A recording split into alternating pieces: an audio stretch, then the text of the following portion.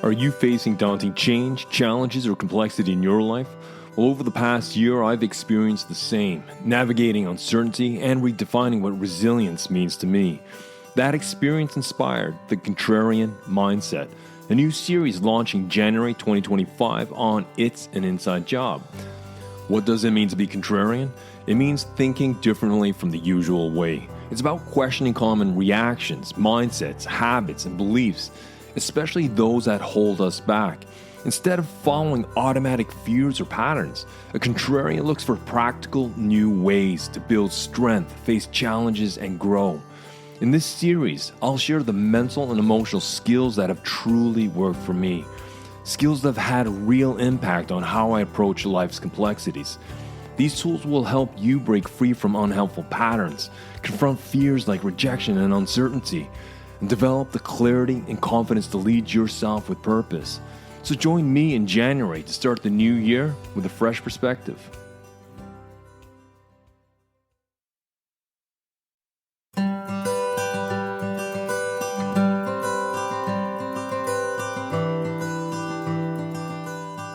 Welcome to It's an Inside Job, the podcast where we equip you with actionable skills to build resilience, enhance communication, foster well-being, and lead and coach with impact. I'm your host, Jason Lim, and every Monday we bring you expert insights and real-world stories to help you thrive and succeed.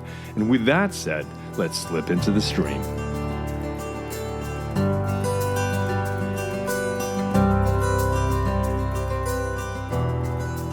Hey folks, welcome back.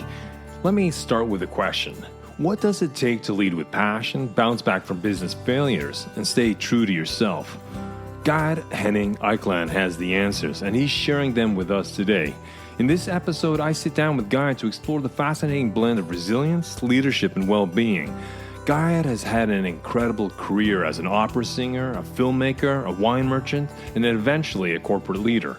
Throughout our conversation today, he opens up about the motivations that have shaped his journey, and we dig into topics like the power of passion, how to navigate crises, and why embracing what makes us unique is so important.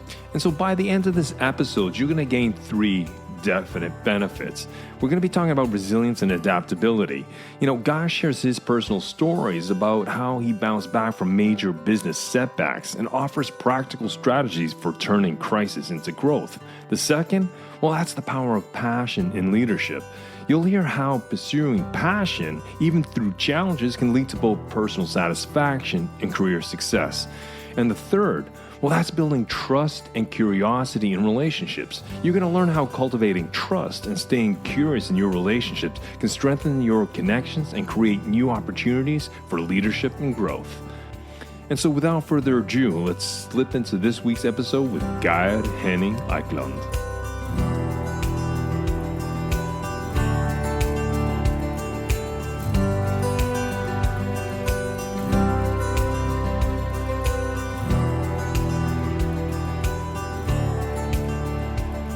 Welcome to the show.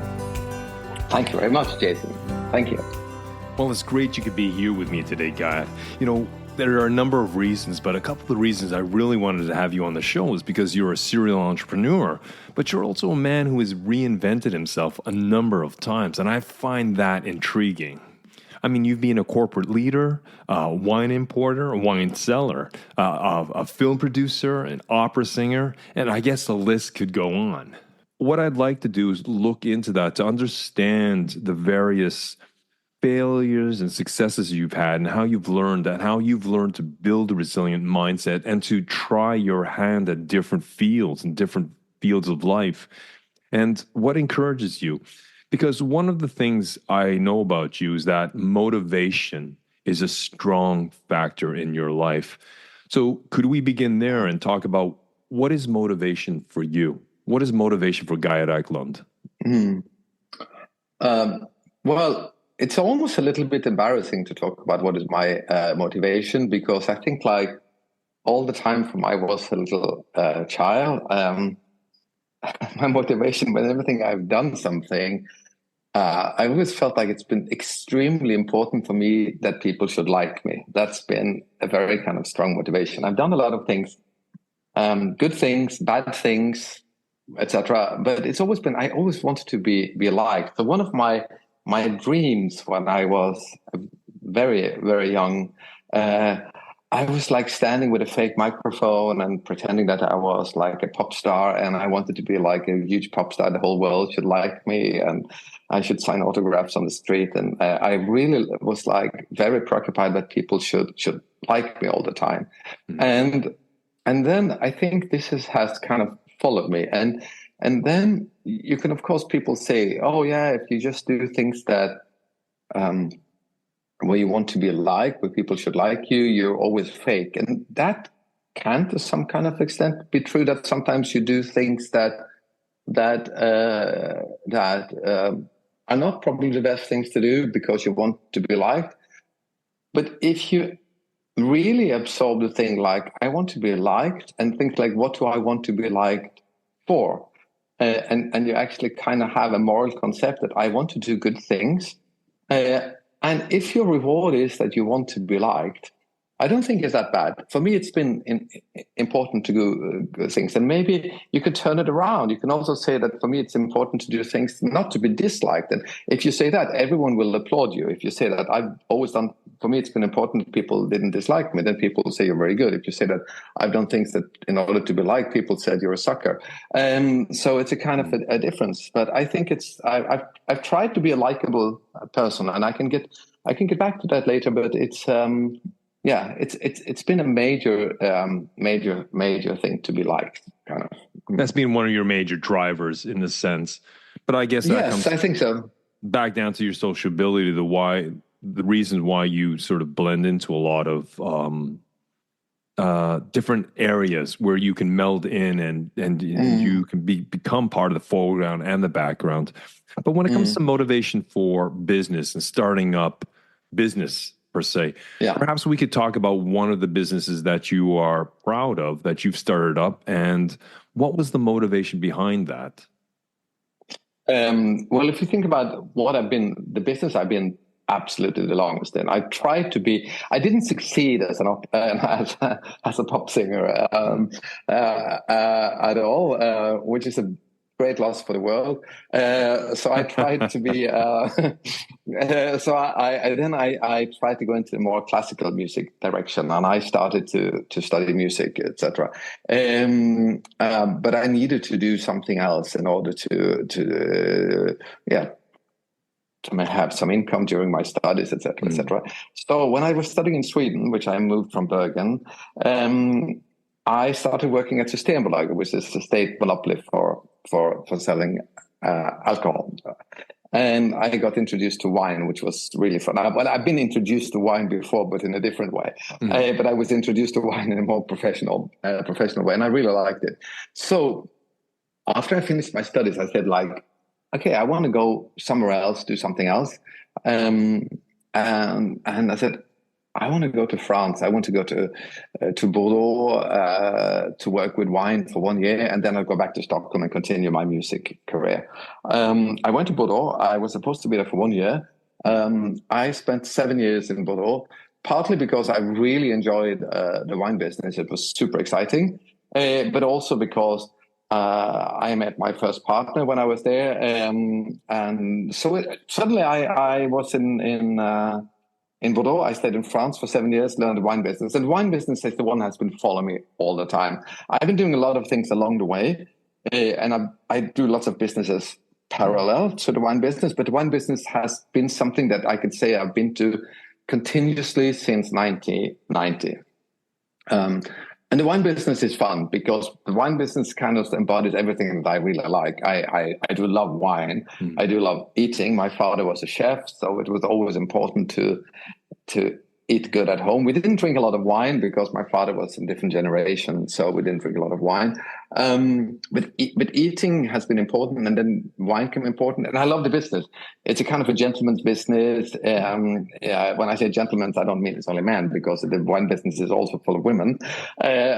Just a way of talking. But it's a fun business because it's something that changes every time. Well, the business is the same, but the product changes all the time.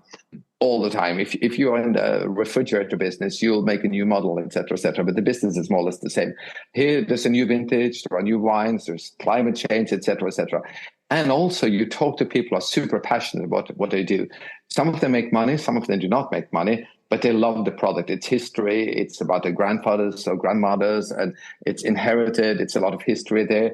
We get it here. We love the wine. We taste the wine. We sell it to people who are passionate, etc.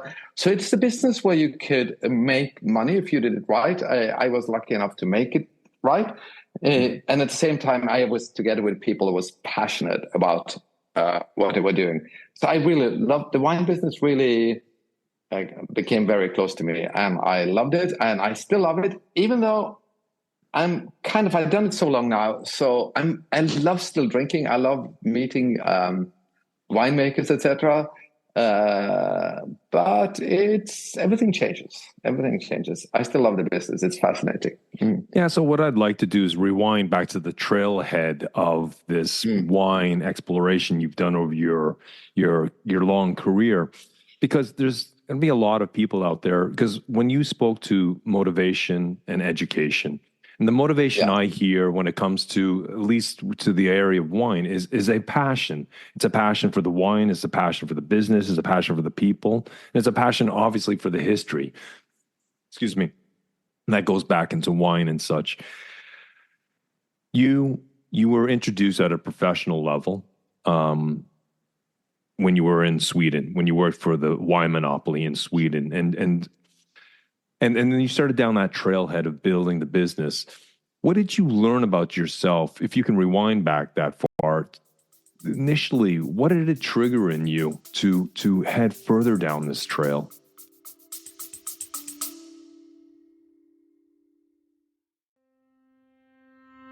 Hi, this is Chris Bierling, host of the People and Performance podcast. Each episode features conversations Bill Banham and I have with leaders and consultants about ways they've inspired colleagues to thrive. Past People and Performance podcast guests are from such brands as NASA, IBM, Rolls-Royce, and McKinsey & Co. You can find us on your podcast player of choice.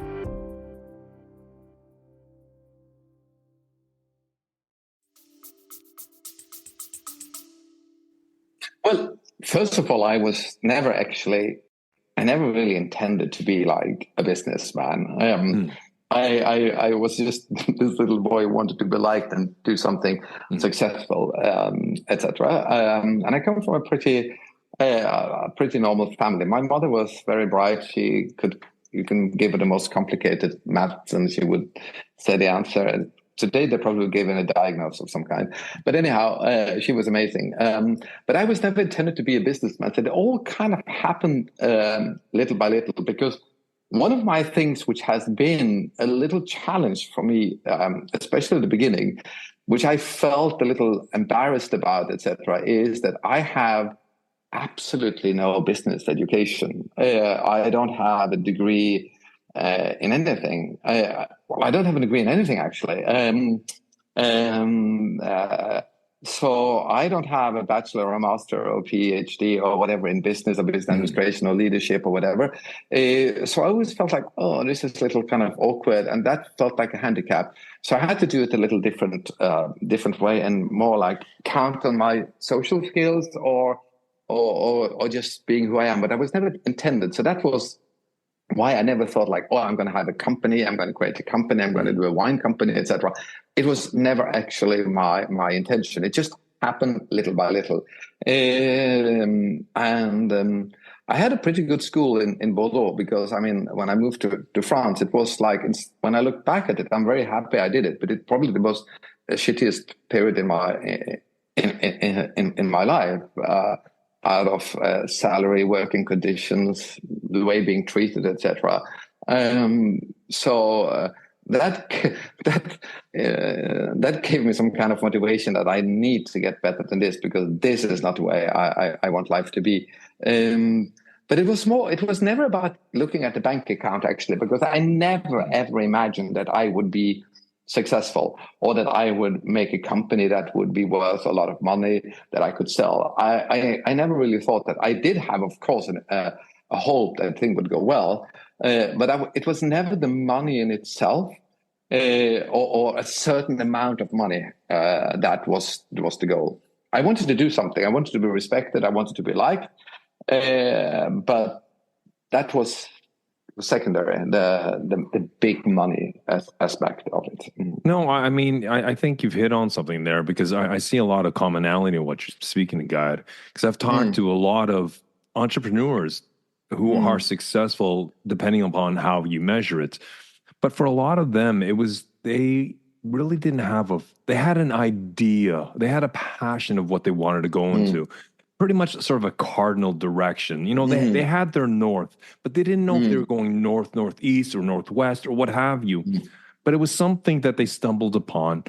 And slowly, by chance, things kind of fell in their way. They had hardships, but they dealt with their hardships because they had an idea of what direction they wanted to pull towards. They had an orientation. And so they didn't have any sort of preconceived ideas of what success was. They weren't chasing success as you've articulated. They were just headed down the road looking for things. And that's what I hear you're kind of saying. But as you said, you had those 7 years in Bordeaux, as fascinating and interesting as they were. Obviously, there came with the hardships. It wasn't the outcome you per se or wanted at the end, because it sounds like Bordeaux also gave you a little bit of a reality check to kind of check in with your passion. Are you headed? Is that what I'm understanding? Yeah, Bordeaux was a little bit of that. But if I can allow myself to be a little personal, is that also when I mean, I come from Bergen. Bergen is a fantastic city the 2 days of the year when it's not raining. No, it is a beautiful city. It's a beautiful place where I'm now also involved. I'm on the board of the Bergen Music Festival, and I spend a lot of time there because of that. But Bergen has something which is very particular. We have this in Norway, which we call Janteloven, which is like, you shouldn't think that you're better than, you shouldn't think you can do better than, and don't think you are anything. And unfortunately, I think this Janteloven is very, very strong in Bergen. Maybe strong on the West Coast in general, but I felt it very much in my growing up. And I must say, I felt it in my family as well, which maybe supposed to stand out, be different, or you should just be like everyone else. That was extremely important. And I, even from a small child, I didn't feel very like everyone else. I felt different. And when I grew up, when I became a teenager, I realized like a major difference between me and some of my other friends is like, oh, I actually like boys more than I like girls. So I felt like a little bit different there. But I'm not going to pull like the gay card and say like, oh, my life was so difficult, because no, it wasn't that difficult. It became kind of extra motivation, especially in Bergen with my family, saying like, in spite of, I'm going to show that I really can do some kind of good things. So it became some kind of extra motivation that, in spite of having this kind of what wasn't really a handicap, but they maybe saw that a handicap, so like, I'm going to really show. So it was a motivation of me actually to do something better. So that little, that some people would say was an obstacle, for me, actually, it became a positive thing, because it made me want to show that I'm pretty good. I can do good stuff. Are you speaking more to the Janteloven, where everyone has to be equal, where you want to stay part of the background? Or is it more of the sort of discovering that you're gay in that sense? Or I think the gay is more, it was more clear to me, and more like, because people say like, oh, that must be difficult and da da da. And I remember my parents wanted to send me to psychiatrist because everything can be fixed. I didn't want to be fixed. I had a great time, but it was still some kind of way that I have to show that you will see like. I'm not going to be the odd one out. I'm going to do really, really well. I didn't know what I was going to do well in, but I was really preoccupied in doing well. And the other thing is like, when you are in some kind of way put in a box with the weirdos, the people who are different, etc., that kind of gives you a whole set of fantastic tools, because you're already you're already out there in some kind of way. So I could allow myself to be different. I can allow myself to do things, etc. So I explored a lot of things. In addition to my sexuality, I explored a lot of things. I met people from different social circles. From when I came to Stockholm, I met a lot of people from different political parties, from the extreme, not extreme right, but from the left to the right, etc. I met a lot of people, and I was extremely curious, and I had a lot of fun with that. And I think that was an important thing. When people are put into a box, when they're considered part of the outsider or being different from the norm, whatever that norm is, right? That can usually tank someone's self-confidence, and that can tank their self-esteem. I'm not saying in all cases this is what it is, but in your case, you said it's a fantastic toolbox. It allowed myself to when you are different, allowed yourself to explore it. It sounded like it gave you a lot more dynamic and latitude and altitude. I guess you weren't predefined. You were just an outsider. He's not part of the norm. And so that gave you a greater playing field. Is that what I understand? To go out there and meet people? Absolutely. And this is what I hope, that because there are lots of ways of being different.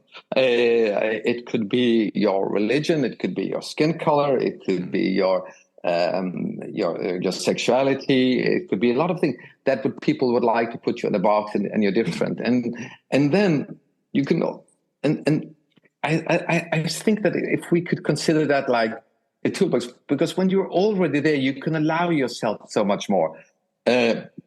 Because if you are the completely normal person at the table, people expect you to be in a very normal way.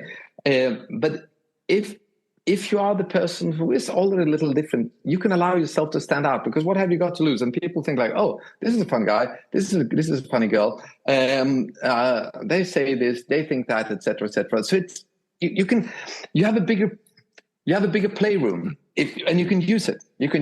Or you can sit home and feeling super discriminated and feeling miserable about yourself. That's also an option. And I don't say that some people do feel, because I really think that some people really feel bad because they are different, and some people are. And there's a lot of things that should work together to achieve what I did. But so what I'm saying is, like, I'm not saying that as soon as you're different, you have a big toolbox and you can make success. That's not what I'm saying. I'm saying more like you can try to use that in a positive way. And I'm not saying it always works, but you don't have to necessarily make it turn you down. As you said, we can use it as, for me, that I've been sidelined, that I'm the outsider, that I'm the freak or the weirdo or whatever label you want to put on. But what I also hear, and this is what I hear from a lot of sort of people who have very constructive mindsets, is that they take ownership of the perspective. They can take what has been thrown at them as and make something good of it to build themselves up. Because at the end of the day, I think perspective, what lies behind perspective, is the narrative we tell ourselves. We can play the victim, or we can take the role of the victor. I'm not saying it's easy to sometimes distinguish it, because we all face our own complexities. But at the end of the day, we have to take ownership of those complexities. This is my perspective. But that's what I hear, is that you were thrown in sort of the outsider box, if I just may use a generality such as that. But you took hold of the narrative, you controlled the narrative, and that narrative comes down to what you're telling yourself, God. It may consist of 2 or 3 sentences. As you said, just tell, I just wrote down some of the things. It's a fantastic toolbox. I allow my standout. So what do I have to lose? It allowed me to do so much. It allowed myself to be different. And that means to explore and try different things, right? Because the only label they put on you is outsider or different. Okay, fine. Yeah. Right? So, okay. Yeah. And you decided to... Yeah, I remember once we had it. I have a very good friend, and she's also a little bit on the outside, and it was one evening. My husband and me, we invited her for dinner, and we said to her, "Oh, come over for dinner. We're having a dinner of the misfits." And she got felt so insulted that we call her a misfit. But when in my world, like being a misfit is actually something not so negative. It's not so bad to be. It's not so bad to be a misfit. I mean, it doesn't hurt to have education as a foundational block. But it doesn't mean you have to have it. You know, as we've talked about ad nauseum on this show, there's a lot of successful people out there that don't have a formal education in a particular field that they've moved towards. They may have an education or a college degree in something else, but a lot of the times they don't follow that as their career. That was just what at the time, at some younger age, they thought, okay, this is what I'm going to do. But then, you know, life happens. And our courses deviate from what we had maybe originally planned or thought and planned. And as we mature in our mindsets, we mature from experience and knowledge, well, that course is deviated to something else. And sometimes having that professional degree, it may help and it may not. Yeah, it depends what you want to be. I mean, it's less important being a wine merchant without a degree than being a brain surgeon, I would guess. I would like my doctor and my dentist to have a very formal education and know what to do. It would be really good. I would. Of course. Being a doctor is a planned thing. You know, if you're gonna be a brain surgeon, yeah, you can't wing that one. but yes, it's important, and I think also. But when I talk to young people, because I think that's the best way of staying young is to talk to young people and ask them lots of questions. I have noticed also when I talk to them about what they do, the current education is also far more directed towards experience and thinking and emotions than what it probably was 40 years ago when I went to school. So things move forward. Things have evolved. Yeah, that's for sure. Yeah. But if we come along back to the wine world that you've found yourself in all these many years, and when we look at passion, when we look at leadership, when we look at your ability to be different and to take a stand and to try different things, to allow yourself to express yourself.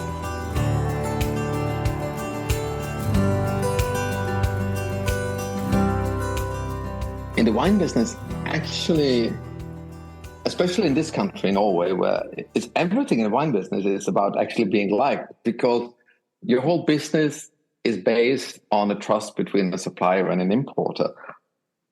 We all know that we have a Vinmonopoly. It's so complicated, but we have the Vinmonopoly who sells the wine to everyone, and then you have the people like me who is importing, etc.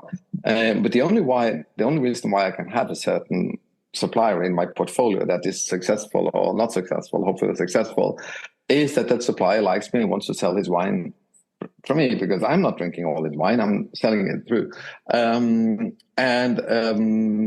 To get a little bit technical, it's like if this supplier doesn't want to work for me, it can work to someone else, but this wine will still be sold and drunk in Norway.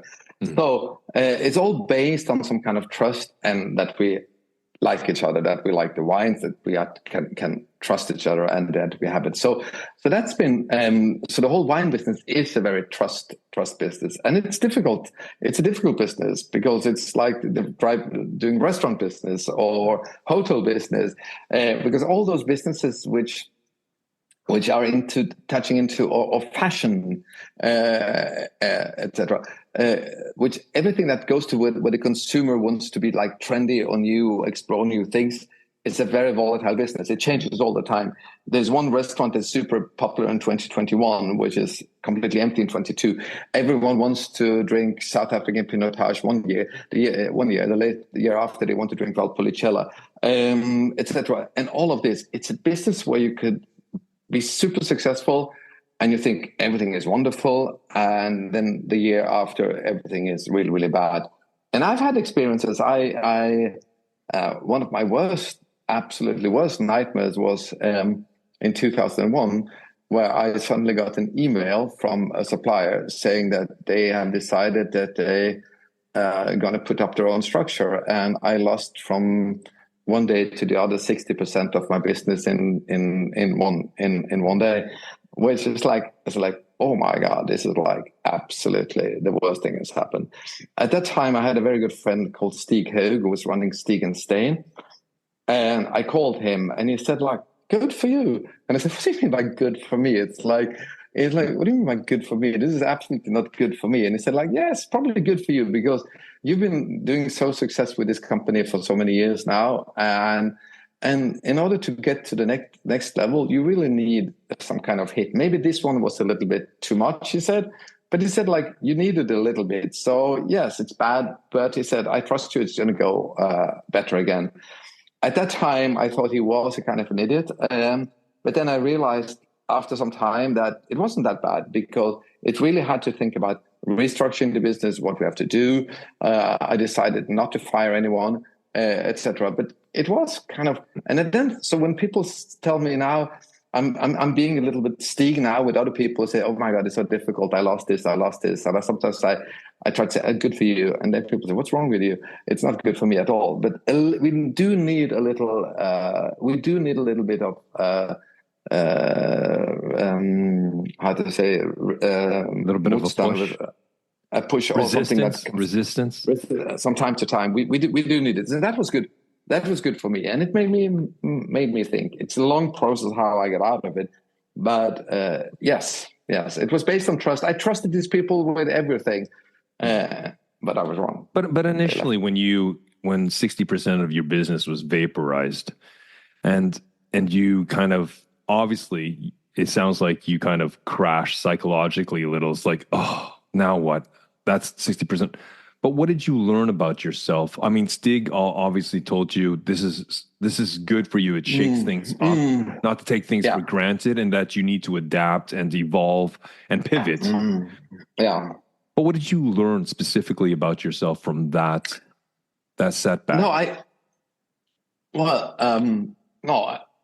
think what I learned and what I actually noticed still is that small things, disruptive things in my everyday life. For example, small problems for me can completely destabilize me. I can get completely crazy about some small things that I've forgotten, or something minor things. It could be something I've forgotten to buy for dinner. It could be a wrong kind of light bulb. It could be smaller things, a small irritating thing, a dishwasher that breaks down, or there's something wrong with the car. These things can destabilize me quite a lot. But I realize when there's really a major thing, like a very, very important thing that goes wrong, I've noticed, I don't know why, but I'm much calmer than most of the people around me in panic situations. So when there is really kind of a panic situation or a close to accident or something that happened, I'm far more calm. I actually manage to think about it. I don't know where that comes from because it definitely doesn't come from my family, that's for sure. But yes, so. But would you say that 60% of your losing your business, was that one of the first major crises that you? Yeah, I think that was important for me. I think actually Stig was right, because getting through that and just getting through it, like, okay, things can go like really, really bad. And then I've been to other things later that has been bad. But this one was like my first really like, ouch, this is going bad. Now my company is going down the drain. And yes. So obviously you took a major hit, but it sounds like you had a sparring partner per se in Stig, who said, obviously he's been through the ringer himself when he's talking from his own experiences, his own knowledge, that maybe he took a hit in his business per se. And he said, took a hit? That's a good thing. At the time you said, what are you talking about? Right? 60% of my business just got vaporized.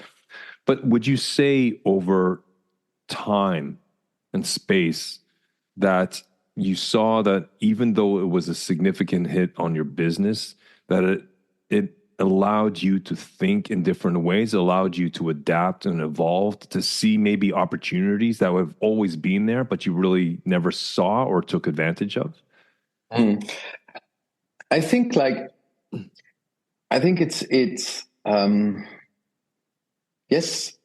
yes, maybe.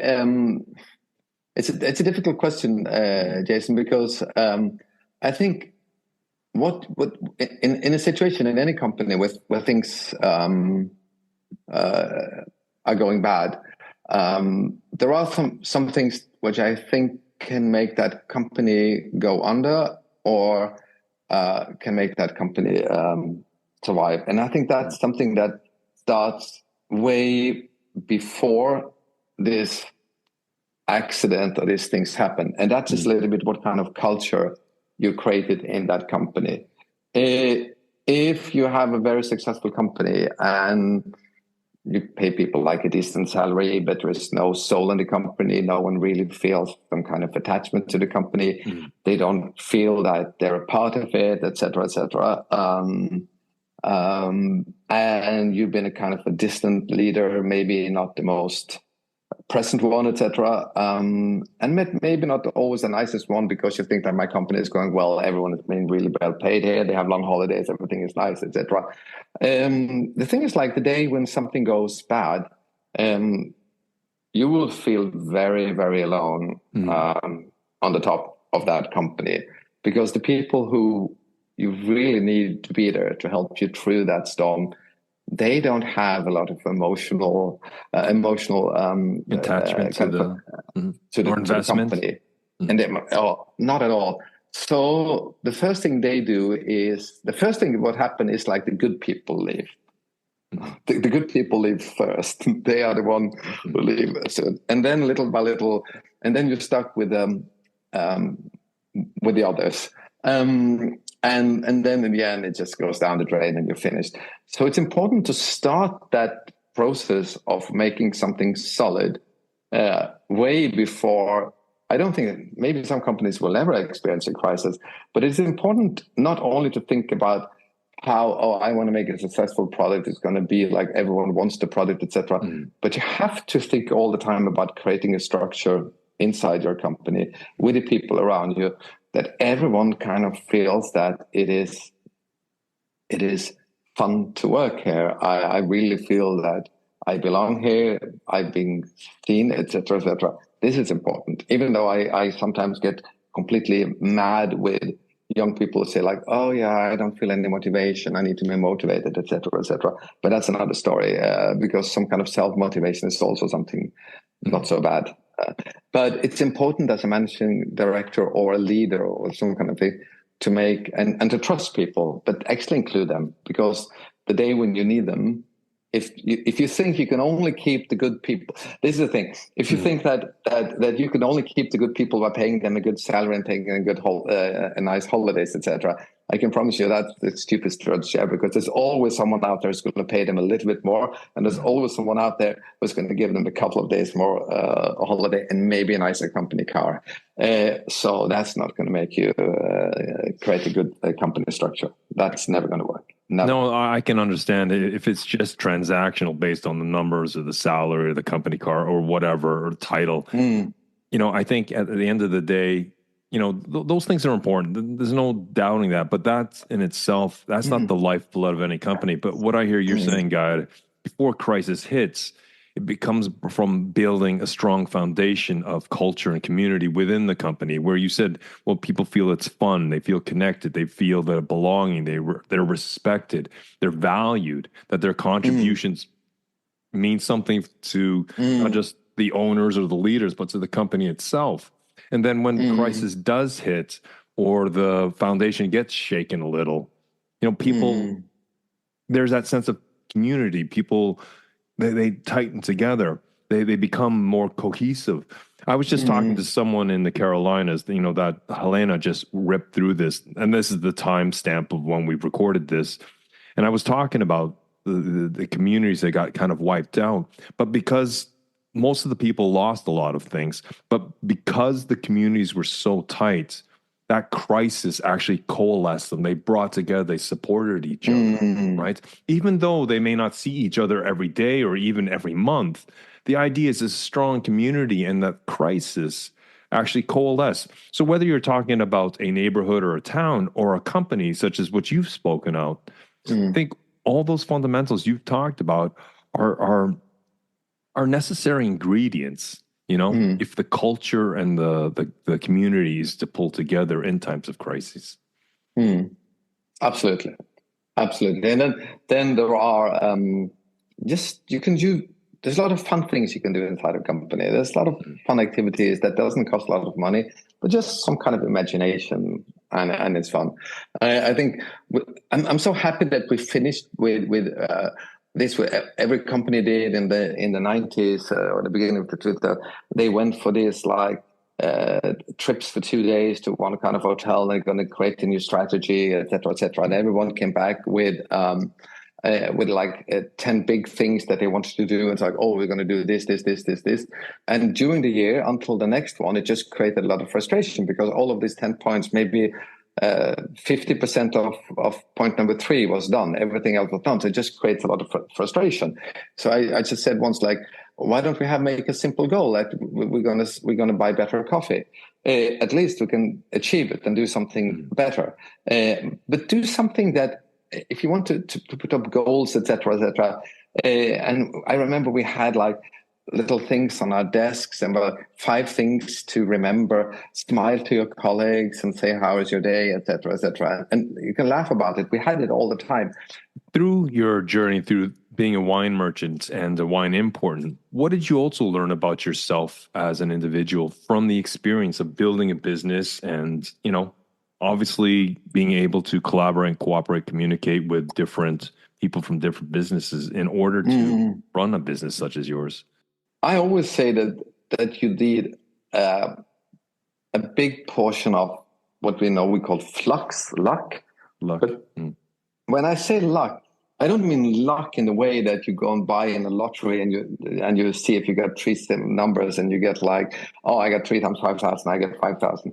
It's not that kind of luck I'm talking about, because luck and flux would call, but it's something that is around you all the time.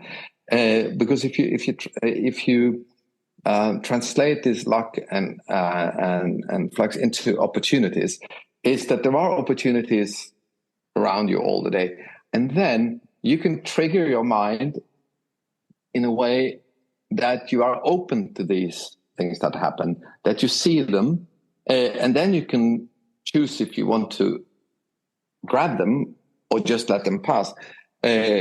Because many of these things are just straight in front of our nose and we don't see them.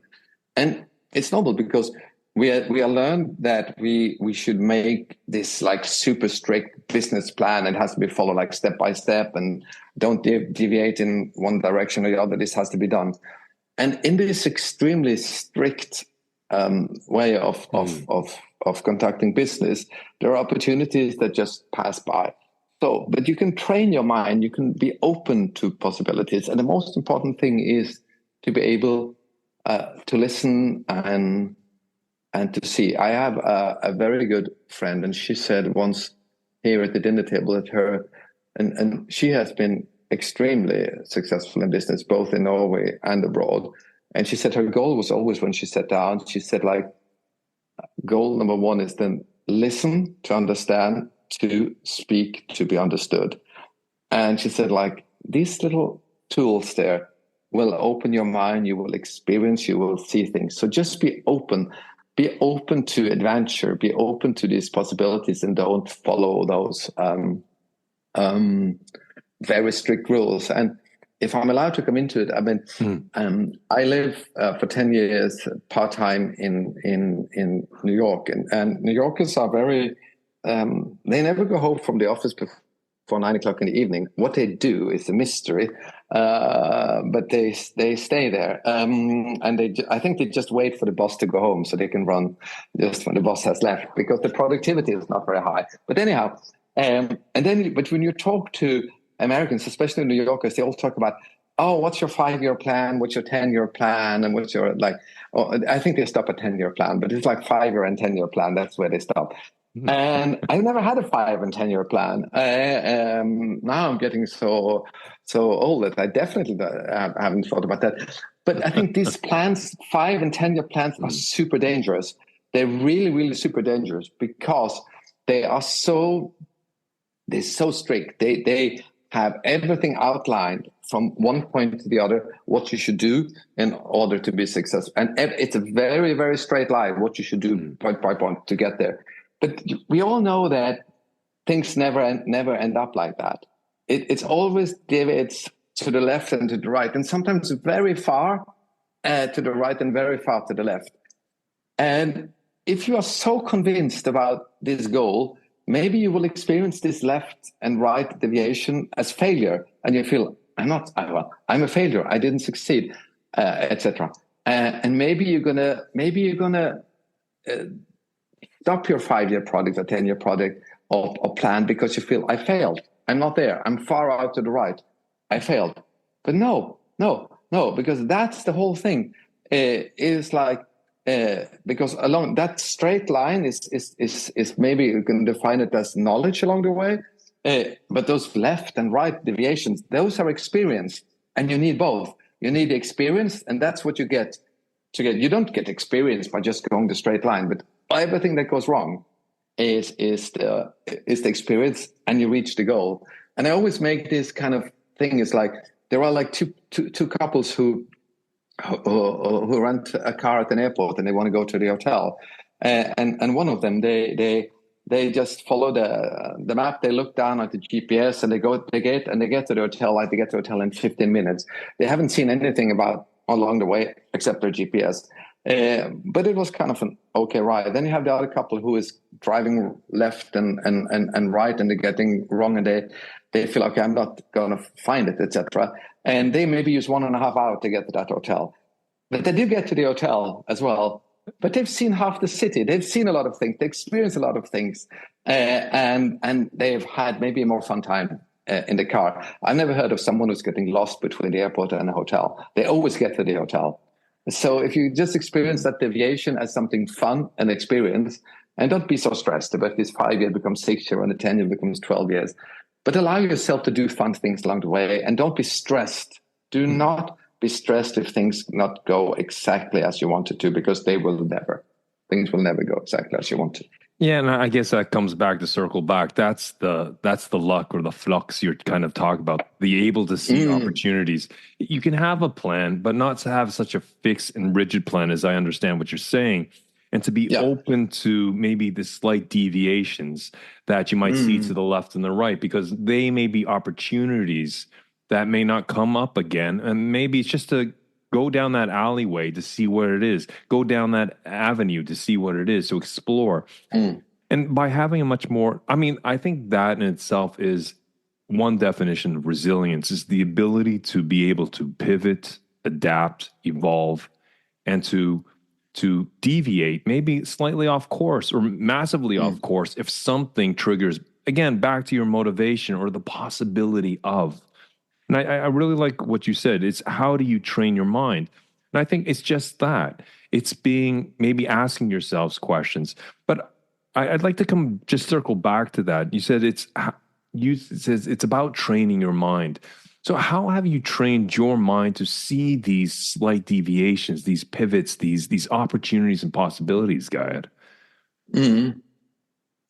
Well, I think for me is, I was in a baptism on Saturday. I'm so old now that it's my nephew who is having a son, which is a little bit scary. And of course, this was a very traditional baptism in the church, and in the western part of Norway, priests are a little bit more conservative than in our part of Norway, my feeling. So the priest said all these things think about this when the child grows up, etc., etc. But for me, one of the major things, and I think that has probably been absolutely the most important thing for me, and that's curiosity. just to be extremely curious. I can be curious to the point where I think it's kind of painful for the people around me. I can ask hundreds of questions, and sometimes my husband really leaves the room sometimes, and he's a journalist, so he should know what he's talking about, because he thinks my questions becomes very uncomfortable and very indiscreet. But I just love to ask a lot of questions, and I think curiosity is something that not only will it make you learn a lot about things about other people, but it's also, if you can make that as a motivation, you always want to learn new things. You're always curious. You want to do new things, etc. And I think that's what keeps you vital. That is what makes it fun to wake up in the morning, because you think there's always something new I could learn. There's something new I can learn about someone, etc., etc. I remember once I was in a wine tour with a lot of wine importers, etc., and we were visiting going on this tour. And then what this winemaker said in a very friendly way that, and so any questions? He said, oh, and then he said, like, not for you, Geir, because you've asked your whole quota already. You don't have any. Your questions are over. But asking people questions, and also, it's a beautiful way of, if you do it honestly, it's a beautiful way of also showing that you care about other people. Ask them things, and don't only ask the things that are comfortable, because sometimes asking an uncomfortable question can create that connection to someone. My husband once interviewed a French actress, and she said, "Pose-moi une question indiscrète, s'il vous plaît," which would ask me an indiscreet question, please. And these kind of things, that's the one that, you can sit, for hours and talk with your friends about how the kids are doing at school, etc., etc., etc. And yeah, it's kind of fun, but it doesn't move life very much forward. There's a lot of questions what you can ask about. So curiosity is important. Be curious, ask questions, and go a little bit. It's better to go one step too far in your questions than being too reserved. I really like that. It's that natural inquisitive mindset, the curiosity, but from a genuine, sincere place that you truly want to understand the gaps of your knowledge, to understand how something works, where someone's angle is, or where they come from per se. But it's questions that just don't probe the surface, but you go under the water a little. But I also like it to link it back to one of your dinner guests you said, where she said it's to listen to be understood, or listen to understand and speak to be understood. And I think all of those together come back to that question I asked: how do you train your mind to see opportunities? And I think we've kind of uncovered some of the major tools in that toolbox. But then there is another thing which I wanted to talk about. I talked about curiosity, listening, etc. And then an important word for me is trust, because in these days there's a lot of talk about trust. Who can we trust? Who can we not trust? Who are these? Everyone is like, we have a lot of stigmas. We say now that all immigrants are criminal, or there's a link between criminals and immigration, or there's a link with this, and who can we trust them, and what is that? And we create all these kind of uncomfortable situations around us, which are not based on real facts, etc.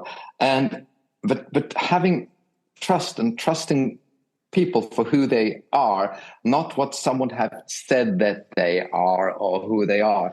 For example, and that's where one of the biggest things where I really think that being in opposition to my growing up has been important, because I come from a family where people, and this is again probably coming from Bergen and the West Coast, and my parents came from in Sunnhordland, etc. And it was always this kind of, be skeptical about people. Most people want to exploit something, etc. And the more I got the more when I got successful and my bank account looked a little bit better than before, my parents think, oh, be even more careful because everyone just wants to get this, they want to have advantages, etc., etc. But the thing is, like, the world isn't like that. The world isn't full of crooks. The world isn't full of bad people. So then you can either go around and live your life pretending that 9,999 people, 9,999, I can get the number, people you meet are bad people because you don't know if you met the one person who's trustworthy. If you choose to live your life like that, you're going to be miserable. And you're definitely not going to make any good business because you're not going to trust anyone. You're not going to make any deals without the complete insurance. If you get that, it's never any good anyhow. So it's based, you have to trust. You have to think that the people in front of me are good people. And be prepared if you meet that one person out of these 10,000 or 7,000 who is the bad person, I can handle that one person that's bad. But if you wake up every day and think like, okay, today I'm going to make and I'm going to see through that I'm not going to be cheated because all the bad people out there, that's a horrible thing. So trust people, be curious, ask questions, and try to listen and understand and give people some value. But the thing by trusting people is also a business. It's something that is important for me way beyond my business because I think today we are getting into a world where there is so much stigma around a thing, and we say people are trustworthy and not trustworthy with regards that we like a certain group or that group's value is in accordance to our value, and it's a very dangerous path. It's a super dangerous. No, I agree. There's a lot of polarization, and there is a lot of polarization.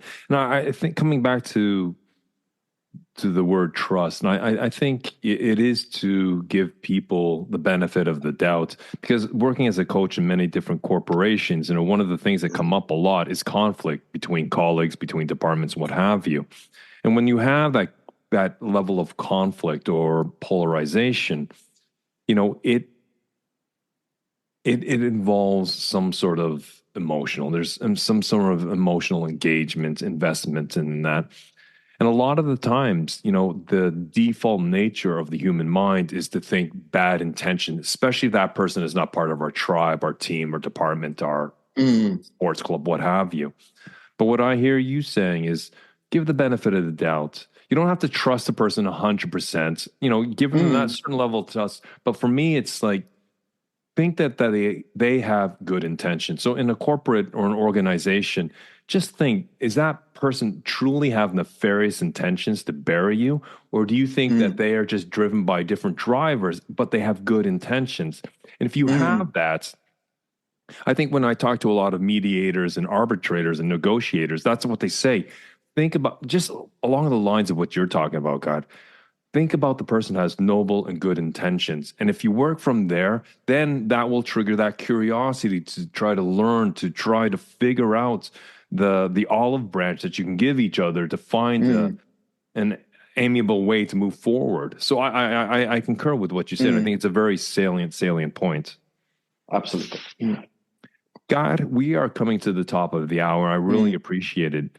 Is there any last words of advice you'd like to leave or suggestions when it comes to resilience or leadership or any of the other topics we've talked about today? Well, there is something, I think it's actually also, and it's kind of the easier thing, and it sounds very funny because in Norway, this word of,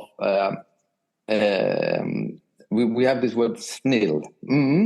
To be nice. And snill is very, and snill is always look like, snill is the same as being stupid, but no.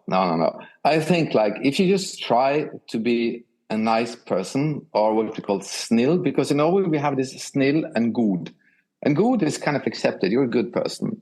But snill is like nice, etc. It's a good quality. So try to be still, try to be like a nice person. Smile to people, talk to people, both professionally, both socially and privately. People this is a time where there's a lot of people who are lonely, people who don't, who feel outside, who doesn't probably have. And sometimes just smile at people. You don't have to engage in deep conversations to people all the time. But if you're on the bus, if you're on the train, and you see a nice person, or you see a person, anyone who tries to meet your eyes, just look back and smile and try to be like a good person. And if you can be that, if you can manage to just, and that's fantastic training for all managers, super training, go on the bus. There's always someone trying to smile back. It doesn't mean that you have to go back and go to bed with them. It's just like smile and be nice. And if you can be that, if you can train yourself to see people, smile, and be happy, and do that in your workspace as well. Don't only ask your colleagues about how did that sale go, how did that meeting go, how did that trip go, but ask them, how was your week and what have you eaten? How is your son? How is your parents? And not because you put up a checklist, but try to motivate yourself and see, does it actually give me something to know? Yes, it actually. For example, I always like to meet people I work with and my friends' parents, because I think it's first when I meet my friends or my colleagues' parents that I really see who they are. But it's a little training, but you can train that. And when you actually notice that, it actually makes him a better, when it's easier for me to relate, things goes better if you try to be nice and understand people. So be curious. It actually comes back to being curious. Ask. That it does. Ask questions. That it ask does. Questions. It's being open to those opportunities. Brilliant, Geir. I had a blast today. So thank you very much for the great conversation. Thank you, Jason. This was fun. Thank you.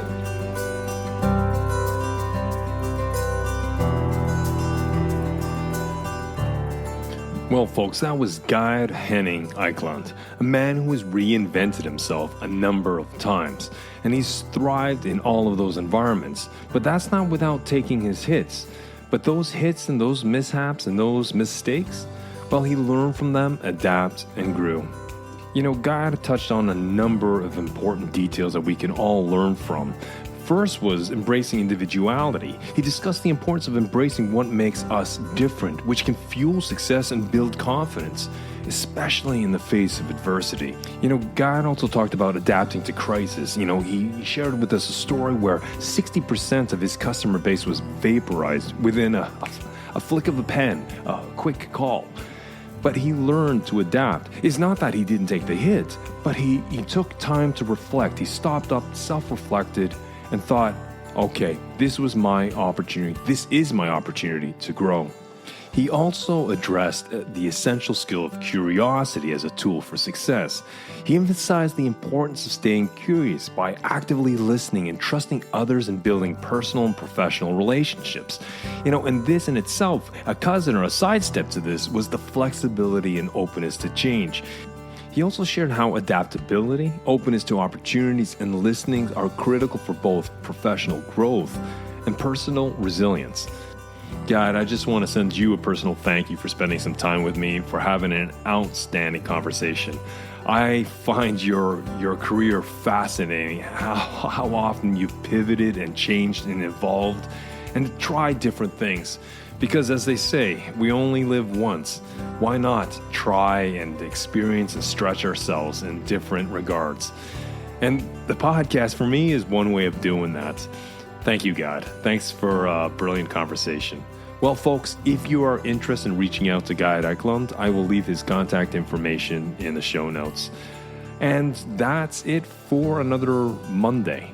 I will see you Friday for our Bite Size Fridays. But until then, keep well, keep strong, and we'll speak soon.